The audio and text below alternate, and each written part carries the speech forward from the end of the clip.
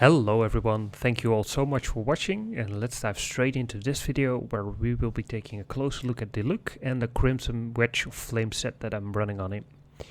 Diluc is interesting because he's just an incredibly high damaging character, and you can build him a couple of ways. You can also put the Gladiator set on him, in which case he'll be better at sustained damage.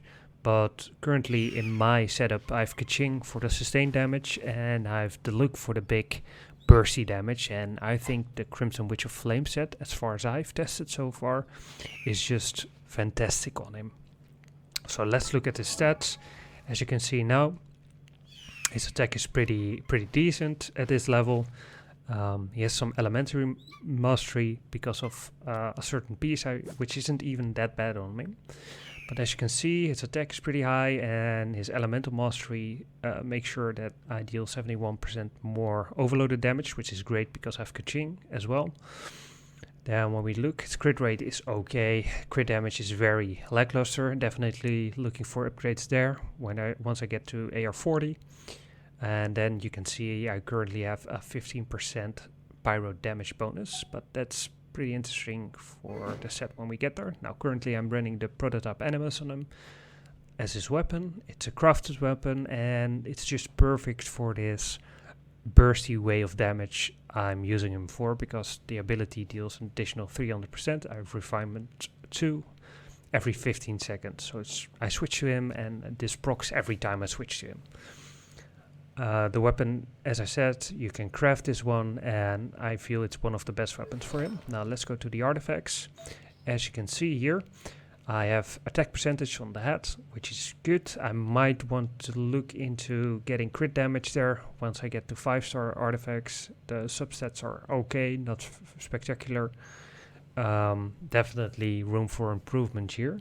I think I want to go for crit damage, I feel, on this one. I'm not sure yet. Perhaps attack percentage. I would be happy to also once I get the 5-star piece for this thing. Now, as you can see, the 4-set bonus is quite interesting, but I'll go into that deeper later in the video. Now for the flower, I just have a Berserker's Rose. This is my best Berserker's Rose. It's not that interesting, but just the best substats, so that's why I'm running it. Now the plume, it's always attack. The substats could be better, not bad. 7.8% crit rate, but definitely room for improvement as well here. This is the sands, and as you can see here, nice crit rate, attack, and elemental mastery. I don't think I want this on the final, but oh well, it is what it is. Here's the goblet. I'm really looking for Pyro damage bonus once I get to the 5-star farming. As you can see, the attack is nice, crit damage is nice, but I really want to try to find a piece with Pyro damage, because this goes up to 50%, I think, on a 5-star piece or something like that. Now I'm not going over the constellations now. He's 0 constellations, so it's not really worth talking about. I might do that later in the proper deep dive once I got him to max level. As you can see here, I need to level up 1 more talent, but just getting a couple more materials for that. Then his E ability is what makes it so good with this set, because you basically have 3 clicks on your E. He does 3 attacks. As you can see, the damage improves over time, and it enters cooldown, and that's also very interesting, but I'll get back to that later. Then his ult, it's just massive amounts of Pyro damage, and once you fired off your Pyro damage, and then his sword will be ignited for 8 seconds, which will increase in time once you get his Ascension 4 talent. And his Ascension 4 talent is also very, very strong, one of the strongest I have. As you can see here, his Ascension 1 talent is that his charge attack, stamina cost is 50% lower, and he has a very interesting charge attack, which I'll show you. And here you can see his Ascension 4 talent. So it goes up to 12 seconds, and you gain an additional 20% Pyro damage bonus. So you can see where you're going here with him, and with this set it's just increasing the Pyro damage as much as you can. Now when we look at his Ascension, I've got all his materials ready, and his Ascension stat is crit rate, which is great. So I definitely want to find some crit damage pieces, because he has a very high base crit rate. Now the stat that you see here gets increased by gear, so this is not just his crit rate, it's also the crit percentages I have on my gear.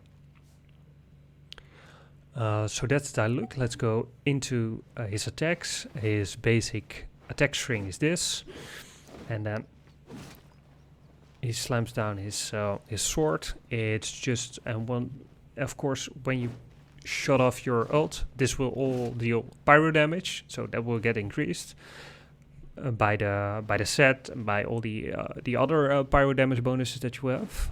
Now this is his, quite unorthodox heavy attack. So you basically hold the weapon down and he does an automatic combo, and it ends with a huge slam. I must say, not really using that all that much because you're probably dodging, etc.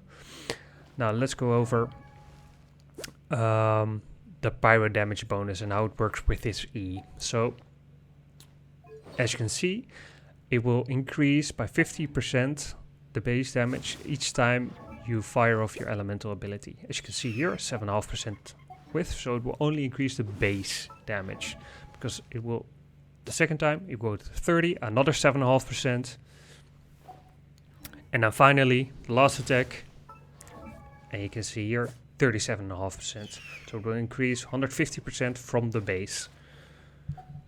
And that's, and as you can, what makes it so interesting here is his cooldown starts running at the first use. So let's go into some gameplay, because what that allows you to do is basically keep the 37.5% up indefinitely. As long as you get an attack in, you will keep up the buff. So that's just amazing for burst damage. Now you can do some fun stuff, especially with someone like Xiangling. Now Pyro res is down by 15%. Deal more damage. And then we can go into the stats just to look. As you can see, he kept up his 37.5%. And that's basically how Diluc works. It's not a very complicated character, but it's just about getting that burst up there. So 37.5%, he still has it up. And the cooldown is already back. So now it extends the cooldown another 10 seconds.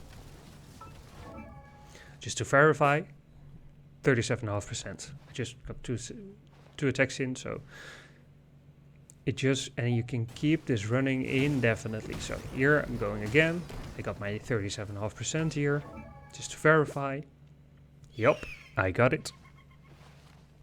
And then we go into the ult.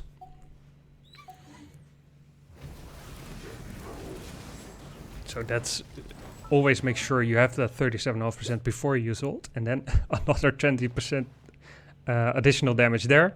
So 57.5% pyro damage. And that's of course because of that Ascension 4 talent. So as you can see, his entire kit is just about getting that pyro damage, especially if you want to build him for burst damage. Just get that pyro damage. Now something funny with which you can do with Xiangling and her Constellation 6. You can basically, let's get it up, 37.5%. Get the ult, 20% additional. Because, and when we look then, we have a 72.5% pyro damage now. And just on our regular attacks, because our regular attacks are dealing pyro damage because after the ult for 12 seconds. And this, of course, is because of Xiangling's Constellation 6. As long as the Pyronado is active, all party members gain an additional 15% pyro damage. And then if you put down the bear, her E, then a 15% pyro res reduction. So just getting all, and once you get a piece, a damage piece, a pyro damage piece on your goblet, it will go up until something around 120, 125% pyro damage. So that's the way I'm running Diluc. I think he's not very complicated, but he's just so incredibly strong. His damage is off the charts, and he's just such an incredible burst character. Now, if you want him to be your main damage dealer, I would suggest to go for a gladiator build, because that will help increase his sustain damage. But if he's set up like I have, as more of the burst damage dealer. So once the boss is down, or if you get to a damage phase, you swap him in, and you just get he gets his buffs going very quickly, and then you can just deal incredible amounts of damage. So I'd like to thank you all for watching. I hope you learned something, and I just want to say thank you all for the support. I never expected to have this many views on all these videos in just a week's time. So thank you all, and I'll see you all in the next one.